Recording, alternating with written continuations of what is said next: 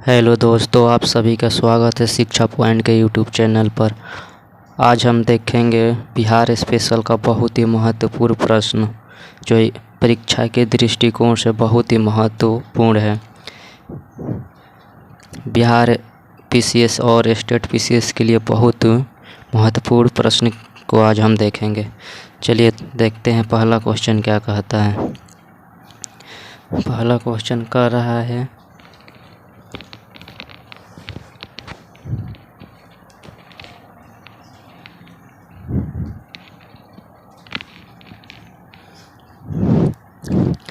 प्राचीन इतिहास के बारे में। हम देखेंगे बिहार के प्राचीन इतिहास।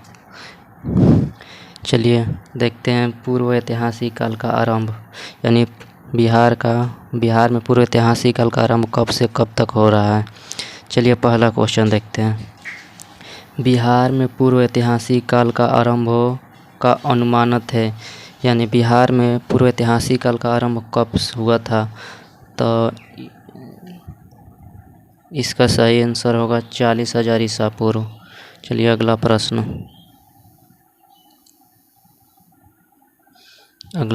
क्या कह रहा है। बिहार में पूर्व ऐतिहासिक काल के अवशेषों प्राप्त हुए। बिहार में पूर्व ऐतिहासिक काल के अवशेषों में प्राप्त हुए मतलब अवशेषों में क्या क्या प्राप्त हुए। कुल्हाड़ियों का फलक, चाकू एवं खुरपी, मृद भांड। तो इसका आंसर होगा ऑप्शन नंबर सी, इसका आंसर होगा ऑप्शन नंबर डी। 1, 2 और 3 तीनों प्राप्त हुए थे। चलिए अगला प्रश्न क्या कह रहा है। बिहार में आदिमानव के निवास के आरंभिक साक्ष्य कहाँ से प्राप्त हुए हैं। बिहार में आदिमानव के निवास के आरंभिक साक्ष्य कहाँ से प्राप्त हुए हैं। चंपारण एवं मुजफ्फरपुर से, मुंगेर एवं नालंदा से, गाय एवं डेहरी से। उपयुक्त में से कोई नहीं। तो इसका सही आंसर होगा ऑप्शन नंबर बी, मुंगेर एवं नालंदा से। इसका सही आंसर होगा ऑप्शन नंबर बी। अगला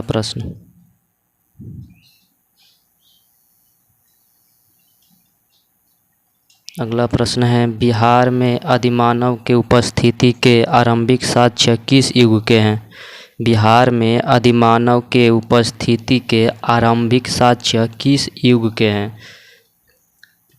पूर्व प्रस्तर युग के हैं, मध्य प्रस्तर युग के हैं, नव प्रस्तर युग के हैं या हड़प्पा युग के हैं। तो इसका सही आंसर होगा ऑप्शन नंबर ए, पूर्व प्रस्तर युग के हैं। अगला प्रश्न। बिहार में मध्यवर्ती प्रस्तर युग के साक्ष्य कहाँ से मिले हैं। यानी बिहार में मध्यवर्ती प्रस्तर युग के साक्ष्य कहाँ से मिले हैं। चिराद से, दूसरा ऑप्शन पटना से, तीसरा ऑप्शन मुंगेर से, चौथा ऑप्शन चेचर से। तो इसका सही आंसर होगा ऑप्शन नंबर सी, मुंगेर से। अगला प्रश्न। बिहार में चिराज, सारण एवं चेचर जो वैशाली में पड़ता है से किस युग के अवशेष प्राप्त हुए हैं। बिहार में चिराज एवं चेचर से किस युग के अवशेष प्राप्त हुए हैं। मध्य प्रस्तर युग के, पूर्व प्रस्तर युग के, मध्यवर्ती प्रस्तर युग के, नव प्रस्तर युग के। तो इसका सही आंसर होगा ऑप्शन नंबर डी, नव प्रस्तर युग के। अगला प्रश्न है। बिहार में ताम्र प्रस्तर युग के परवर्ती चरण के अवशेष कहाँ से प्राप्त हुए हैं। बिहार में ताम्र प्रस्तर युग के परवर्ती चरण के अवशेष कहाँ से मिले हैं। चिराद से, चेचर जो वैशाली में वहाँ से, या सोनपुर एवं मनेर से, या उपयुक्त में से सभी। तो इसका सही आंसर होगा ऑप्शन नंबर डी, उपयुक्त में से सभी। चिराद से भी मिले हैं, चेचर से भी मिले हैं, सोनपुर एवं मनेर से भी मिले हैं। चलिए अगला अब देखेंगे ऐतिहासिक काल का आरंभ। अब क्या देखेंगे, ऐतिहासिक काल का आरंभ। चलिए इसमें देखते हैं पहला क्वेश्चन क्या करा है। बिहार सहित पूर्वी भारत में आर्यों का आगमन हुआ था। अनुमानित मतलब ईस्वी क्या है, मतलब अनुमानित काल क्या है। तो ऋग्वेद काल है, या महाजनपद काल है, या उत्तर वैदिक काल है, या उपयुक्त में से कोई नहीं। तो इसका सही आंसर होगा ऑप्शन नंबर सी, उत्तर वैदिक काल है। बिहार सहित पूर्वी भारत में आर्यों का आगमन कब हुआ था, तो उत्तर वैदिक काल में हुआ था। अगला प्रश्न, बिहार सहित पूर्वी भारत में आर्यों के विस्तार में सहायक था। यानी बिहार सहित पूर्वी भारत में आर्यों के विस्तार में क्या सहायक था, तो व्यापार का विस्तार, लोहे का उपयोग, साम्राज्य का विस्तार, या कृषि का विस्तार। तो इसका सही आंसर होगा ऑप्शन नंबर बी, लोहे का उपयोग। अगला प्रश्न क्या कह रहा है।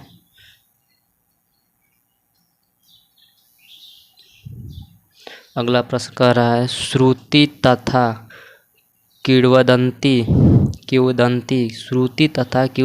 के अनुसार महाभारत युद्ध के समय बिहार में मुख्य राज्य कौन कौन थे। मतलब श्रुति एवं किंवदंती के अनुसार महाभारत युद्ध के समय बिहार में मुख्य राज्य कौन कौन थे। मगध एवं विदेह, अंग एवं लिच्छवी, उपयुक्त ए और बी दोनों, या उपयुक्त में से कोई नहीं। तो इसका सही आंसर होगा ऑप्शन नंबर सी, उपयुक्त ए और बी दोनों थे। मगध एवं विदेह भी थे, अंग एवं लिच्छवी भी थे। अगला प्रश्न देखते हैं क्या कह रहा है। अगला प्रश्न कह रहा है, किस ग्रंथ में विदेह राज्यों में आर्यों के आगमन तथा निवास का साक्ष्य का विवरण मिला है। किस ग्रंथ में बिहार के विदेह राज्यों में आर्यों के आगमन तथा निवास का साक्ष्य विवरण मिलता है। शतपथ ब्राह्मण ग्रंथ में, या ऐतरेय ब्राह्मण में, या तैत्तिरीय ब्राह्मण में, या गोपथ ब्राह्मण में। तो इसका सही आंसर होगा option number A, Shatapatha Brahmana में। अगला प्रश्न,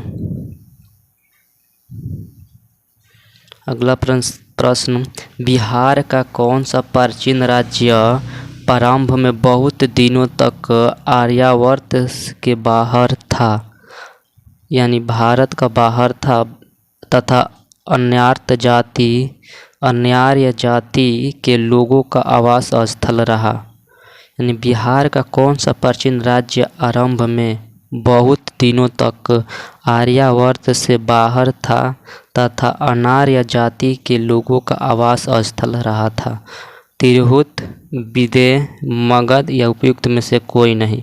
तो इसका सही आंसर होगा ऑप्शन नंबर सी, मगध था जो। अगला प्रश्न, बिहार में उपनिषद काल में ब्राह्मण धर्म तथा ज्ञान का महान केंद्र था। बिहार में उपनिषद काल में ब्राह्मण धर्म तथा ज्ञान का महान केंद्र क्या था। अंग था, या लिच्छवी था, या विदेह था, या मगध था। तो इसका सही आंसर होगा ऑप्शन नंबर सी, विदेह था। अगला प्रश्न क्या बोल रहा है। अथर्ववेद में वार्त्य शब्द का प्रयोग किस राज्य के लोगों के लिए किया गया है।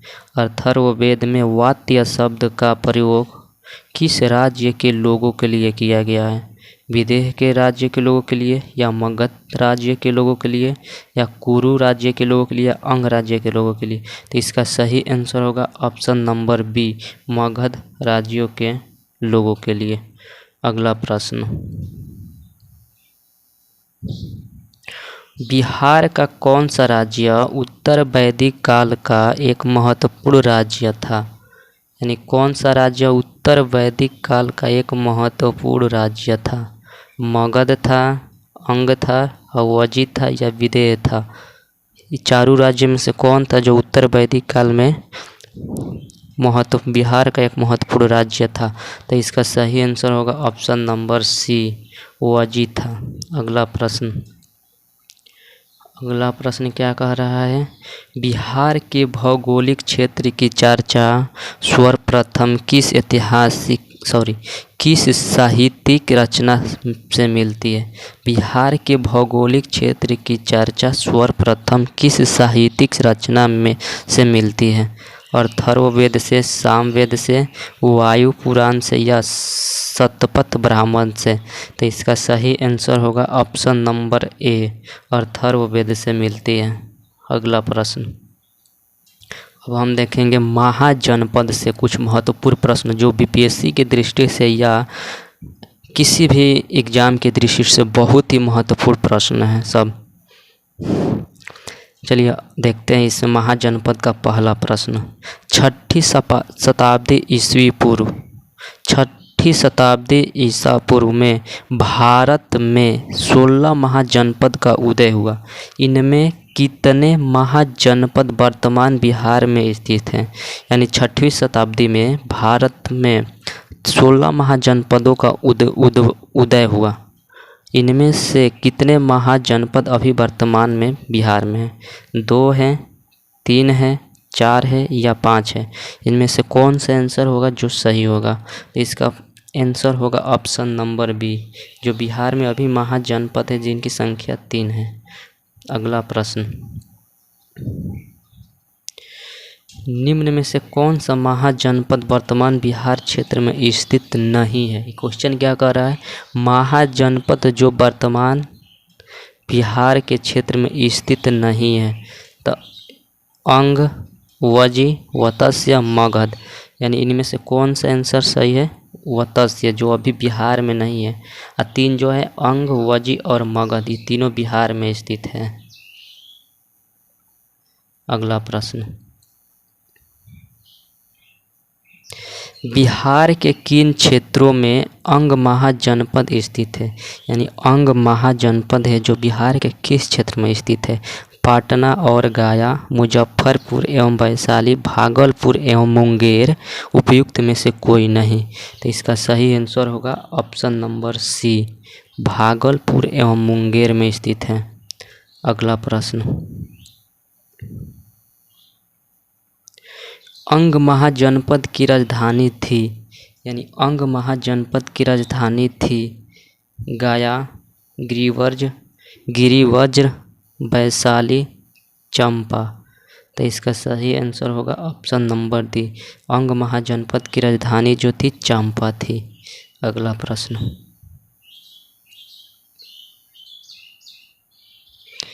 बिहार के पटना तथा गया का जिला किस महाजनपद में सम्मिलित है? बिहार के पटना तथा गया का जिला किस महाजनपद में सम्मिलित है? अंग में, मगध में या वजी में या असमक में? तो इसका सही आंसर होगा ऑप्शन नंबर बी, मगध में सम्मिलित है। अगला प्रश्न, मगध महाजनपद की राजधानी थी, यानी मगध महाजनपद की राजधानी कहाँ थी? गिरिवज्र थी यानी राजगीर, पाटलिपुत्र यानी पटना में जो, गया या चंपा? तो इसका सही आंसर होगा ऑप्शन नंबर ए, गिरिवज्र। अगला प्रश्न, मगध तथा अंग महाजनपद को कौन सी नदी पृथक करती है? यानी मगध तथा अंग महाजनपद को कौन सी नदी अलग करती है? अस्ती नदी, वरुण नदी, चंपा नदी या उपयुक्त में से कोई नहीं?